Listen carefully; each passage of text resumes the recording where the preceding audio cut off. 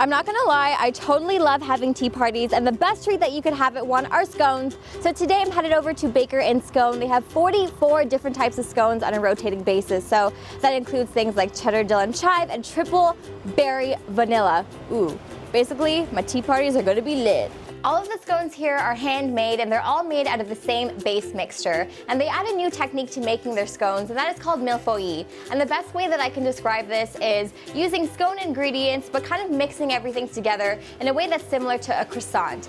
And this adds an extra layer to the scones that they have here, because when they bake it up, it's extra buttery, it's more compact, there's more layers, and it's super crispy. If you are in favor of savory scones, you are going to love their scone eggy. So they start off by baking a cheddar scone, and when that's all done, they scoop out the center, they crack an egg in there and add some cheese and chives, and they pop that back in the oven. Now, when they serve it to you and you cut into this bad boy, the egg runs all over the place, and it's very, very delicious. It's extra buttery. And the inspiration behind this one was taking a breakfast that's very popular but might be hard to eat on the go, like an Eggs Benny, and stuffing that into a scone so it makes it super easy to eat. The next scone that I'm having today is basically the equivalent to heaven, in my opinion. It is the salted caramel scone. And what makes this one super special is that they have a homemade caramel. So when they're done making that, they toss it onto a tray, they let it harden, and they just like smash it into pieces. So it basically turns into like caramel crystals.